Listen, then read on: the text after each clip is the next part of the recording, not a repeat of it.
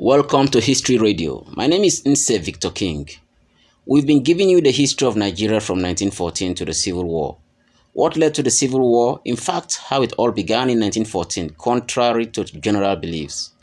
I hope you watched the part 1 and 2 of this series. If you have not, please do, so you can understand this part, which is the 1966 counter coup, also known as the July Rematch. I'll be doing this as usual with my friend and colleague Samuel Nze, a.k.a. Uncle AJ. Please don't forget to like, share, and comment. Also subscribe to our YouTube channel for more history. Happy listening.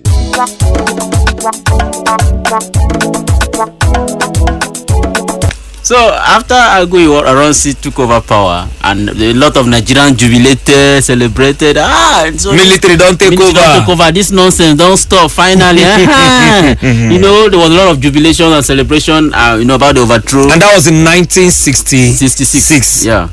So so several newspapers came up with several headlines celebrating the overthrow, and also Agui Aronsi was now lifted from just head of the army to the supreme head, including Air Force, including the Navy and everything. Though he now became the commander-in-chief. CNC. You understand? So he now appointed military governors to help him in the administration, and he appointed Lieutenant Colonel Hassan Kassina to be in charge of the North, to be the military governor of the North. Lieutenant Colonel Adekule Fajuyi, to be the military governor of the West. Lieutenant Colonel David Ejo, the one who ran away from the hotel when Ifejuna went. He put him in charge of the Midwest. And now Lieutenant Colonel and don't forget, say Midwest now be placed like Delta and Edo, those close to the West. He now appointed Lieutenant Colonel Chukwuemeka. But those places now are south. They don't enter. Now it don't be south. And we'll talk what waiting make them come up from Midwest enter to south. Don't worry. We just keep listening. Something always lead to something. So Lieutenant Colonel Chukwuemeka Ojukwu now was now appointed the military governor in charge of the East. So they now abolished the office of the Prime Minister and President and now have a military council, and the council now replaced the parliament. There was nothing like senator again, while the Federal Executive Council now replaced the ministers. Now the new regime now termed itself, Agui Aronsi now said that it's going to have a corrective government, and he began to detain politicians, all those corrupt politicians from every region of the previous government except the North. Because he wanted to please, a lot of them, they had a lot of casualties, so he didn't want to put more fire, so he just left them alone. So Agui Aronsi now did what he called, and that was the mistake he made. He now did what they called the unification government. This means unifying all civil service. Before civil service was regional. North we have their civil service. South we have their civil service. They won't make me one Nigeria. So that we can now unite. East now we work for North. North we work for West. West we work for South for East. To put it together. So now, this now led to the fact that the people in the North at that time, became threatened because of the competition between them who were not well educated compared, not that we didn't have educated northerners, but the population was not compared to the South. You understand? So that was why they felt threatened that if there is going to be a unification, that the South will outnumber them and take over a lot of positions in the civil service. So they didn't want to compete because if they compete, there's no way they can match the more educated Southerners, especially the Igbos.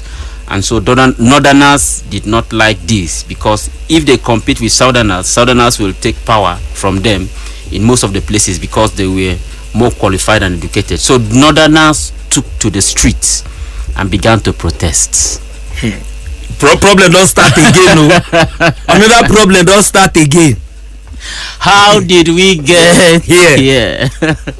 So something that started like a student protest, a student demonstration, before you know, entered the street, became wildfire, and they started attacking a lot of Southerners, especially the Igbos. So, because of this, they took to the streets and they started attacking, and they started killing, a lot of Southerners, especially the Igbos, that were in the north, at that time. It started, I think, in Kano. Now, the ideology now spread to the northern soldiers, who now started becoming ethnic inclined, and they felt the need to avenge the death of their northern brothers who were killed in the coup. Because by this time, they started looking at Agu Ironsi coming to power as the Southerners or the Igbos hijacking the powers, killing their killing the northerners and taking over power. That was how it was now misinterpreted, and some soldiers now bought into the ideology, and started looking for how to have a revenge. So Agu Ironsi now, who was looking for how to unify the government now, unfortunately started say, okay, no, Agu Ironsi was now, it is not an Igbo thing this time around. So he started including some northern soldiers among his private security guards and so on. On the 28th of July 1966, barely 6 months into the new military government, a northern soldier in the name of Lieutenant Colonel Murtala Mohammed masterminded one of the bloodiest coups in the history of Africa to remove Agu Ironsi from power. And this coup was known as the July Rematch.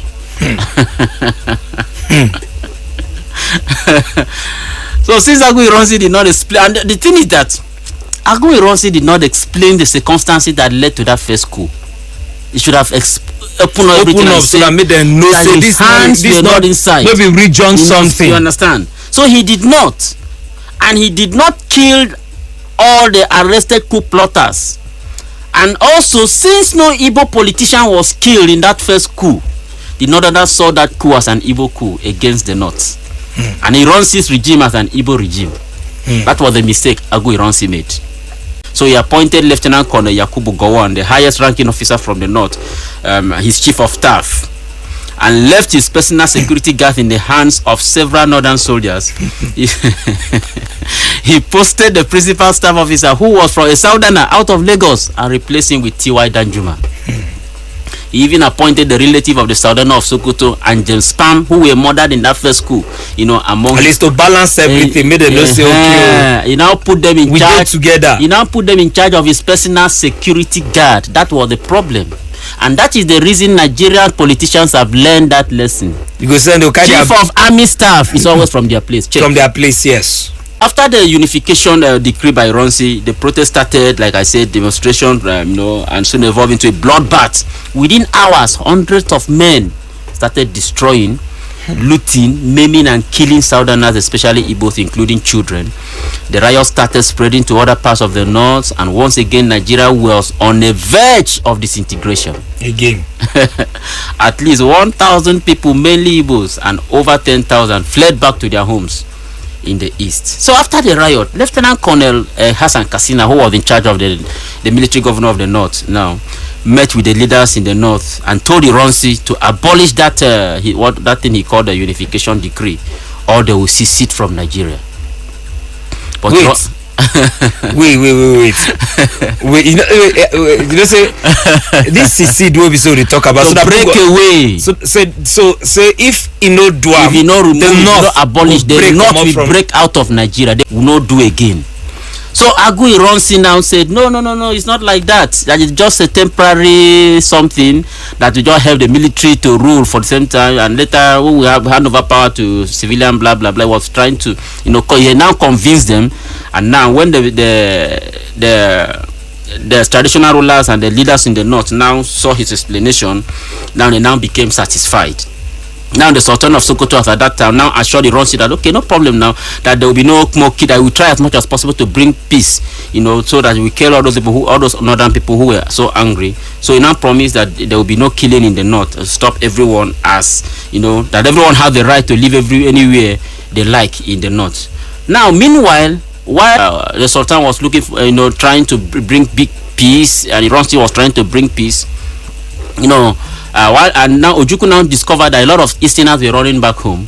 So Ojukwu now told the Easterners that those who could not stay in the north any longer, who are not satisfied, should return back to the east. Now, throughout 1966, Ironsi tried to solve all the issues in the country, but the anger and the tension was still hotter.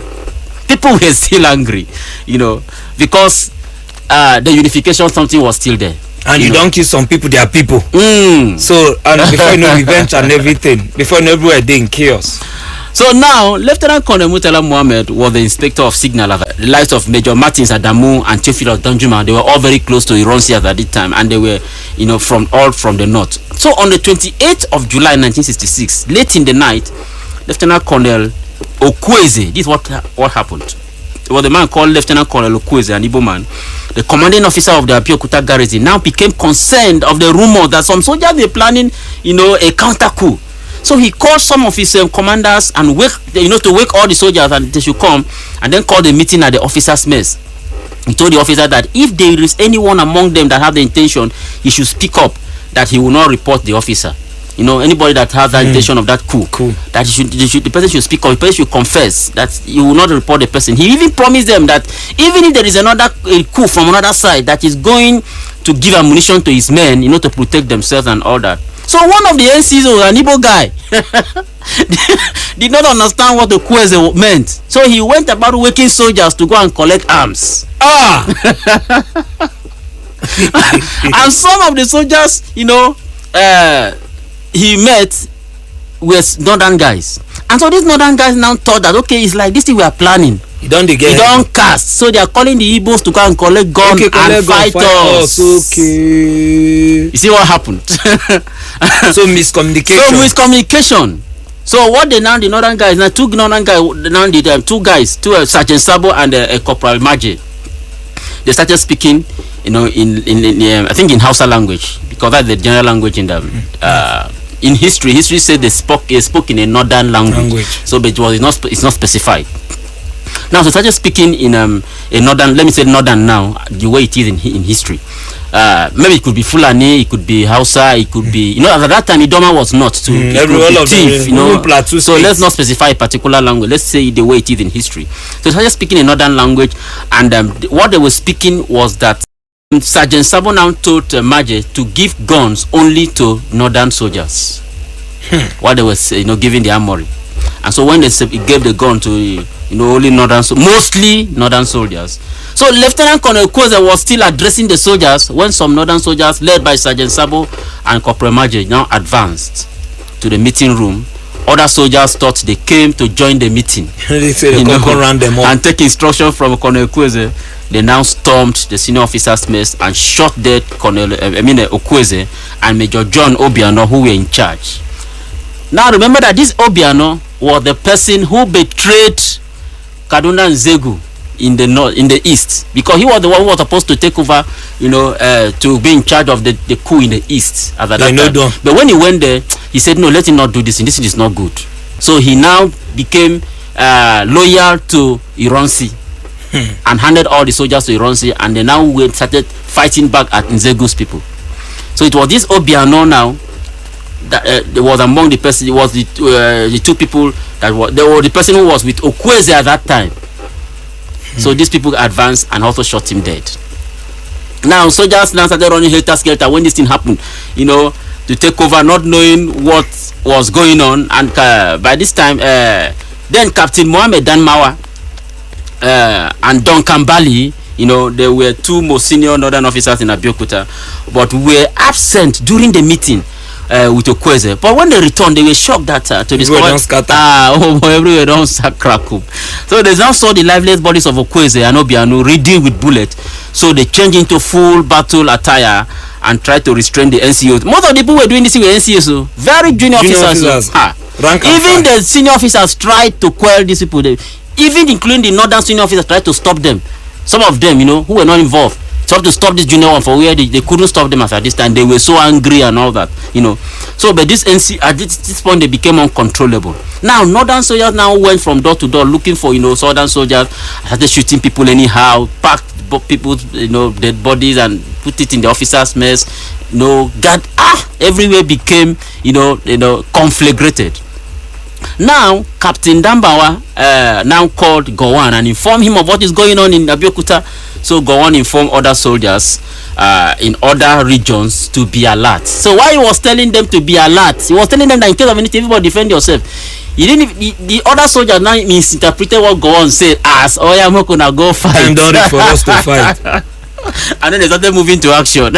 So Lieutenant Roland Ogbonna, who was not around when the coup started, now came back and discovered that discovered what was going on. So he now ran to the police station to report to the 2nd Battalion of the issue that was going on. And when he made a call, one of the person that picked that call was one of the coup conspirators, and his name was Nuhu Nathan. Nuhu Nathan answered the call and now informed Murtala Mohammed and Major Martins Adamu. Murtala now saw the Abeokuta violence at the right time to strike. And so they struck. Now he ordered Lieutenant D.S. Abubakar and there was a man. I think that guy was from Plateau State. His name was Pam Wankong, something like that. So they ordered them to Abeokuta for reinforcement and other poor plotters in Lagos and Ibadan. Murtala now informed Captain Joe Garba of the Federal Guards. Garba now woke up another one called Paul Tafa. His colleagues at the Federal Guards, almost fight. Can they fight among themselves? Among themselves, soldiers versus soldiers. So all these things was going on, and they started killing a lot of Southerners. By this time, Agu Ironsi just completed his nationwide tour and was lodging at the residence of Lieutenant Colonel Fajui, the military governor of the Western region. In the early hours of July 29th, 1966, he received a phone call from the Commissioner of Police informing him of the mutiny in Abeokuta. Fajui suggested that they should leave, they should run. That they should leave. I mean, they should leave this place because the way the phone call came, they know that this thing don't scatter. The boys became uncontrollable. The senior officers couldn't control them because while they were trying to control them, Murtala Mohammed was sending reinforcement. So Fajui now suggested that at least let Ironsi leave first, but Ironsi developed cold feet. So from Abeokuta, Lieutenant Colonel Ogbonna made more panicking calls. Smoke calls was coming, from Ibadan to other military units, including the 4th Battalion in Ibadan. But unfortunately, the calls were answered by battalion adjutant. Now, that was Garba Daba, who was one of the plotters. Now, the problem was, as you are calling, the people were picking up, were the ones plotting the coup. So things became very, very difficult. Now, job like say you won't call police now, I'm robber the picker. Say you won't call police, I'm robber in my house, I'm robber pickers. No problem, Mona just relax. Everything is okay. So T.Y. Danjuma being a prominent member of Ironsi's entourage, the T.Y. Danjuma that we know today, he stormed the State House in Ibadan with about 2 dozens of soldiers. He asked all the people who are from the south and among the soldiers to leave, picking only the ones from the north, and together they surrounded Fajuyi's residence. Ironsi was in Fajuyi's house. Danjuma now called Yakubu Gowon. Say, Oga, see, I won't capture your Oga. Time don't reach. So Yakubu Gowon say, you fit do this thing if you want to do. He said, leave him for us. If you don't want to do it because you are working with him, leave it for us.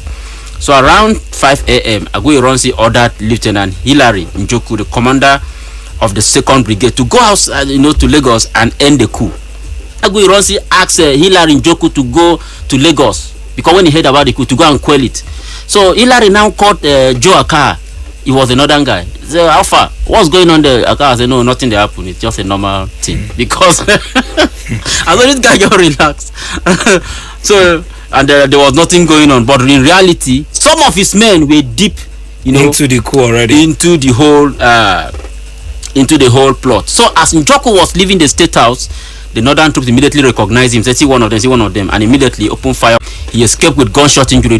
Some of the bullets, got his legs, and he ran with it. And then they traced him to the hospital too. When he went to treat himself, he still escaped, and ran to Enugu disguised as a priest. So Ironsi started making series of calls, including calling his wife Victoria, who now knew that her husband's life was being endangered. Lieutenant Colonel Fajuyi was now sent his ADC, who was the northern guy, to find out what was going on outside. he later went out, and the guy who it was the northern guy, when he went out and discovered that the people who were doing this thing were northern guys, he now switched sides with them and later came back and informed his language and informed his superior that all was well. And Ironsi was still inside, you know. So now Ironsi, now people don't surround, the only one just day, you understand? And you now discover that anytime you send people to go outside, they will not come back. They will not come back. The one that come in will tell him everything was okay, but phone calls were still coming in. So you know, say something was wrong. So Andrew Nwankwo, Ironsi's Air Force ADC, also went out to see what was going on. So Ironsi and Fajuyi noticed that all the people that have been going out, you know, never came back. So Fajuyi now decided to go and see things for himself. On getting outside, T.Y. Danjuma arrested him and Andrew Nwankwo together and asked both of them to lead him to the supreme head. So while this was going on outside, Ironsi's young son, who came to visit him from England, Ironsi now told him, something is wrong. So he now hit the boy. He now told the boy how he's going to move from that place to Lagos in case if something happens. And he now hid the boy inside a wardrobe, you know. And now the Fajuyi now led them to where Ironsi was. The soldiers came to where Ironsi was, saluted him. You know, now at that time when they want to arrest a superior officer, they'll first salute you. Give you your last respect. And now saluted him and arrested him, tied their hands and walked them out. They also arrested one of the northern man, Ironsi's ADC. His name was Lieutenant Sani Bello. And they arrested him because they saw him as a traitor, that why should he be a northern man, and agreed to be an ADC to Ironsi. So they took them out to the bush and started beating them and interrogating them. So Ironsi denied all the allegations leveled against him as regard the first coup. He stopped responding to the interrogation because he saw it as very, very disrespectful for juniors, not just junior NCOs. So at the point he refused to refused to respond to them and was like, what kind of disrespect it is? So that was why he refused to answer them. At the point they asked him, he refused to answer, and they beat the hell out of him. All the four of them were beaten. The four of them were Ironsi, Fajuyi, Andrew Nwankwo, that was the ADC, the Air Force ADC of Ironsi, and Sani Bello. But we check and where now? Both the Igbo did there. Yoruba did there. Hausa did. I said they were not looking at tribes. They were just looking at this person. If you look like, even if you are from their tribe and you look like a traitor, you are going down. So that was what they were doing. So while they were beating Ironsi and Fajuyi, they now concentrated more on Ironsi and Fajuyi. So Andrew Nwankwo managed to lose his robe and ran away. Oh man. And Lieutenant Bello also survived the ordeal. But Ironsi and Fajuyi were mercilessly beaten that they couldn't even stand again. And after when they discovered that these people are not ready to answer any question again, they now led them into the bush and dead. Before his death, Ironsi had already released Awolowo from prison. But he had already given the order for him to be released. But when his successor came in Yakubu Gowon, now came and took the glory. Come be like say na him do him, you understand? So while all this thing was going on, commanders now lost control of their junior ranking officers in Ibadan, in Kano, in Lagos, and Ibadan, Kano, and Lagos now became killing fields. The junior officers were just killing anyhow, and if the commander do anyhow, they kill him. John. Brigadier Obafemi Ogundipe, who was now the next in command, tried to send soldiers, to Lagos and some other places to quell the coup. But these soldiers that he was sending were not, there are some soldiers that are not good with arms. Those ones are maybe engineers, doctors, some other ones that are still coming up and all that. So those are the kind of soldiers he sent. And now before then, the soldiers in Lagos, these mutineers in Lagos already gotten info that soldiers they call for reinforcement. All of them are arranged. They now ambush them in Ikorodu Road and kill all of them. Waste all of them.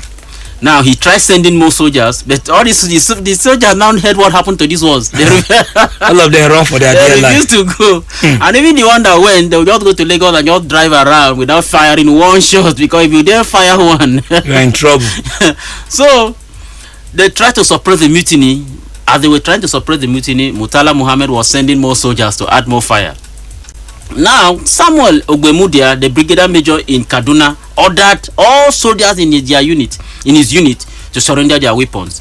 Now Lieutenant Colonel Okoro was in charge of some soldiers. So Okoro wanted to force the soldiers to surrender their weapons. But the RSM decided to now told Okoro Okoro's RSM is like another guy. He now told Okoro that I should calm down now, that there is the way they can talk this thing with dialogue, so that this soldier will not get angry and start shooting at you. Okoro now said, okay, the thing what you talking are true. So he now calmed them, and when he spoke to them, all of them promised and they pledged their loyalty to Okoro, and Okoro now lose his guard. Hi. So when Okoro lose his guard, so sometime in the evening, Okoro was now told that his attention was needed around the guard room. When he arrived at the guard room, one of the two soldiers now shot Okoro dead. Now, one of the soldiers that shot Okoro dead was Lieutenant Bukasuka Dimka. Dimka, very stubborn guy. So after the death of the soldiers, the military became very angry, and now they summoned all the soldiers and they paraded them. They paraded them and they selected. So when they paraded all of them, they now selected the Igbos among them and shot them dead. And among all the officers in Okoro's battalion at that time was a young lieutenant known as Colonel Sani Abacha. That is Abacha where we know. He was even one of the youngest among that battalion. And they under Okoro that time. Yeah. Now, Lieutenant Colonel Gumidia, who was in charge of the battalion in the eastern region, when the message of what was going on in Abeokuta reached him, he now discovered that the northern soldiers in Enugu were already ready, dressed, and were ready to hit too in Enugu. So they wanted to commence the mutiny in Enugu. So he managed to negotiate by wooing them, begging them, wanna calm down. This thing no be like that, because at the point, even the people who planned the coup, you don't even know that this thing will get. They don't even know about power. They were even killing some of them too. Even these junior soldiers became very angry. They're killing even the people that were giving a command. You do anyhow, change mind, they kill you, join. As a commander, the guy go take command me. So cannot command me like that. Say left up, I say no shout left up. Hey. So he managed to negotiate and win all the soldiers. Now they collected the key of the armory from them and now gave it to some unarmed soldiers. So that armory not be one person the whole key. They will give this one here, this one, give this one. So they now give it to unarmed soldiers to hold that key. Now Ojukwu now himself knew that he himself was marked for elimination by northern soldiers in Enugu. So he took no chance with his life. So he refused to lose guard. And he left the state house and went and stayed in the regional police headquarters. Who did? I'm telling you. Now in the Midwest, the Midwest, Delta, the today's Delta State and Edo State, yeah. All the northern soldiers were in the security details of Lieutenant Colonel Ejio. So Ejio now told them, see, let's not do this thing. All of you calm down. So there was no bloodshed in that. Now, in the afternoon of the 29th of July 1966, the de facto supreme leader, now this man who took over from Ironsi now, Brigadier General Obafemi Ogundipe, now went on air and declared a state of emergency in Abeokuta, Ibadan, and Lagos, because those were the hit place. By this time, the Ikeja cantonment was now the headquarters of the coup plotters. He now called Lieutenant Colonel Yakubu Gowon to come and talk to these boys, and this thing is getting out of hand. When Gowon now arrived, he discovered that the plotters were northern soldiers stationed in Lagos.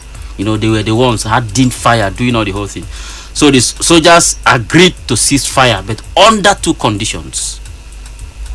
All northern and southern soldiers must be repatriated back to their various regions. Everybody go back to your place. So that unification now don't begin spoil. Don't spoil. No unification will be say Aguirosi be bring say you can walk anywhere. Go east, go west. East can go to north. North can go to west. West can go to east. So they didn't even like it. So they said this.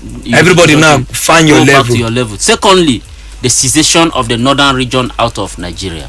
Say no more Nigeria. Say make north come out from Nigeria. Yeah, that was their two agreement. That is who and who agreement now. That's the soldiers who were doing the mutineers now. The northern soldiers who were doing this coup. So when Yakubu Gowon went and met and said what, because Ogundipe couldn't handle it alone, he had to call Yakubu Gowon, a northern man, and he go speak to them in the language they will understand. So when they spoke to them, this was the condition they gave. Number one. So now they don't even listen based on Organa, they listen based on tribe. Language now. Now, all the first one was all northern soldiers and easterners. I mean, every soldier must go back to their place. Secondly, the situation of the northern region out of the country. Now, but it took a combined effort of Gowon, the British and American ambassador, and some top politicians to be able to convince them, and some, to convince them that breaking out of Nigeria would be a very bad idea, that there are also consequences too. But they later agreed, but with another condition, that the supreme commander must be from the north. You don't see region now. Yeah, that the supreme commander must be from the north. Now, based on seniority, Brigadier Ogundipe was supposed to be the supreme commander, but because he was a southerner, he was sidelined. Now, Colonel Robert Adebayo was supposed to be the next in command, but he was also a southerner. He was now sidelined. So, okay, after 3 days of marathon talks, the northern soldiers now went for Lieutenant Colonel Yakubu Gowon as their supreme commander. This is the person we want and nothing else. So all the military governors accepted. So all the people where they, I know say I want about the military. If you choose person where we say they below those people, the others where they up. Supposed to go down. So because of the situation, they now agreed, except Ojukwu, because Ojukwu felt that allowing a middle ranking officer, and Ojukwu now senior him now in rank. Ojukwu now said that look at it, that allowing a middle ranking officer backed up by coup plotters, so not even and a coup plotters then they determine who they want. So and normally coup plotters is supposed, and that now one of the mistake where. One of the issue where we say lead to even removing Aguiyi-Ironsi. Yeah. Based on the coup plotters them, you can't leave them, put them for inside jail. That kind of thing. Now this one are the coup plotters them now. Now you can't determine say see what we want. You understand? So now Ojukwu now say that no, that kind of a thing, that they're putting that kind of a middle ranking officer backed up by coup plotters at the expense of as a supreme leader, at the expense of a superior officer, will also lead to serious consequences. So Ojukwu did not recognize that office. So, but surprisingly, all this while, civilians outside the barracks were not even aware of what was going on. It was just some few. They carry them along. And people feel just hear them as rumor. So what did they happen? No, we say them go shoot for that side. No, we say them burn this other side. So on the 1st of August 1966, Gowon now broke the news to everybody, and everybody was so surprised. So this thing has been going on like this. Now on the 19th of August 1966, soldiers from the 4th Battalion, came to Benin for a funeral. Now after the interment, they now learned that somebody now gave them an intel that the coup plotters of January, were detained somewhere around the prison in Benin there. So after burial, these people went to that prison. Raided the prison and brought out all the people the soldiers who were involved in that coup, removed their own brothers, asked them to run away. Then the southerners, especially they discovered that they knew the particular guys that were in charge of the coup that time, and one of them was Major Anuforo. This Anuforo. Yes, Anuforo, one of them who were the key plotters of that first coup. They now tortured the 5 of them to death. And now another issue now. They don't go create again. Tension continued to grow among the soldiers, and nobody trusted themselves again. They were all killing themselves. At the point, some of them were repatriated to their regions and on their way to, going back. I know that one of the conditions those people been give the coup plotters them for inside for Lagos. The coup plotters and talk say make everybody go back to their region. And on their way going back, the northerners will be attacking the easterners and the southerners inside the vehicles. You understand? So the people, the lower ranking soldiers were very, very angry, and even the top one were they calm down, and now we even plan this thing. We have to take this thing too far. And now one thing about all this kind of planning, now you go start them, but when it begins, now make it good. No start them. No start them. Because once you start them, if you go out of hand, you can't control it. So now you start coup. Now the coup now don't overpower. Now the coup now don't begin. Don't they take your life? I'm telling you. Now you can't they dodge. Before now you they walk out for streets. They walk out. Who they now? So because of the way the lower ranking officer were taking this thing, there was a lot of tensions everywhere. But all this while, at the 5th Battalion in Kano, they themselves were looking for how to hit. Now, Lieutenant Colonel Shua and Major Olule, who were trying to stop any further mutiny, were transferred out later in September that year and was replaced by Major Abba Kyari and Captain Auna. So, on the 1st of October 1966, when we were celebrating independence, Abba Kyari now called the soldiers and started addressing them, not the normal way, always address soldiers that day. So, while addressing his troops, some angry, northern soldiers went out of control and now opened fire on the southern soldiers that were there. And they were so angry that they even killed some of their fellow northern soldiers too. Even Major Kyari was lucky to have escaped alive because they wanted to kill him because he tried to stop them. Now, the troops now raided the armory when they discovered that they have taken control because the commanders now ran away. The troops now raided the armory and took ammunition, broke out of the barrack and went into towns on rampage and took some civilians to show them where Igbos and other Southerners, were living. Thousands of Southerners and especially Igbos were killed with combined efforts with soldiers and civilians, and that event was even one of the bloodiest riots in the history of Africa. Now, when Lieutenant Colonel Hassan Kassina heard this thing, he was very, very angry. Because he was then the military governor of the northern region, so he now had to travel and come to Kano, to confront these people who were doing all these things, and because they were taking things too far. He had to drive from street to street, accompanied by the then emir of Kano, so that they could stop them. So when the civilians saw the emir, they would run back to their house. And when the soldiers now see Hassan Kassina, they went back to the barracks. As a result of that, the 5th Battalion in Kano was dissolved. Now, during Ironsi's regime, the Supreme Council organized a kind of conference, that kind of thing that Goodluck Jonathan did, in 2014 confab. People from different, regions have to send representatives and delegates from the 4 regions to discuss the issues of the country and hand over, because the issue, what they wanted to do was that after discussing and have a formidable way of running the country, they will now hand over back to civilians. But after Ironsi died, because of after Ironsi died in the incident in July, delegates continued to meet in Lagos to keep discussing the issues of Nigeria. Now, while they were meeting, reports of the killings were getting to them in Enugu. They were like, what is going on? When they meet, when they hear all this kind of stories. So they meant a target of all the killing was just on the east and now it was like Easterners and South. Now, you understand, the Yorubas were not actually affected. You understand? So it was like Easterners, anybody that goes down from east, south, they were the Midwest, all those side, So they were the targets. And so on the 11th of September, they had killings. The killing now stopped, resumed on the 18th of October, stopped, and 24th stopped. You hear this thing, the thing will spread to Makurdi, will spread to Minna, Boko, Gombe, Jos, Sokoto, Kaduna, and so many other places.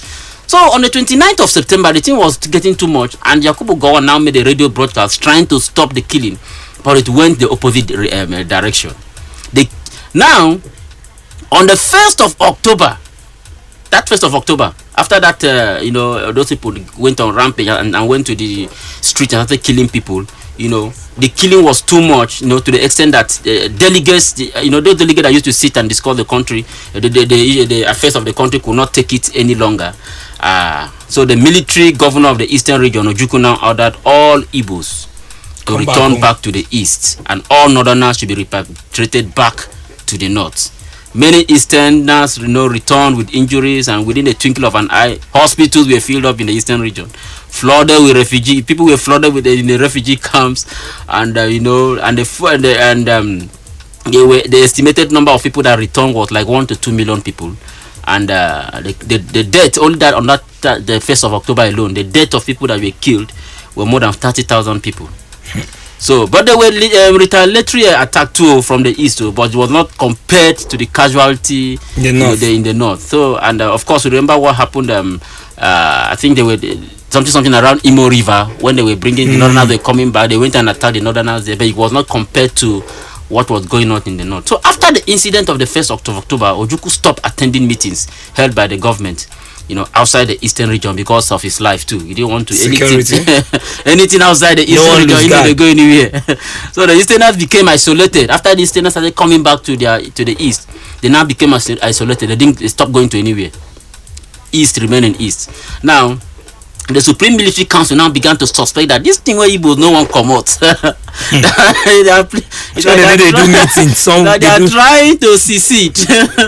So the tension was so heightened that the only last hope was for the Supreme Council to meet somewhere outside Nigeria and sort out the problem of Nigeria, because Nigeria was on the verge of collapse. I'm telling you. So Lieutenant General Joseph Otto Ankara of Ghana now agreed to host the officers in his territory in Aburi in Ghana. So on the 4th and the 5th of January 1967, all members of the Supreme Military Council met for the first time in 6 months in Aburi, in Ghana. Ojukwu now saw the meeting in Aburi as the only hope that will determine the fate of Nigeria, what is going to happen to Nigeria. A lot of matters were discussed in the meeting, but the center of all discussion was that there have to be a confederal government whereby all regions will be able to manage its affairs by themselves, and the federal government will only be interested in anything that has to do with the federal, and this was known as what they call the Aburi Agreement. Aburi Accord. And all of them agreed. They agreed.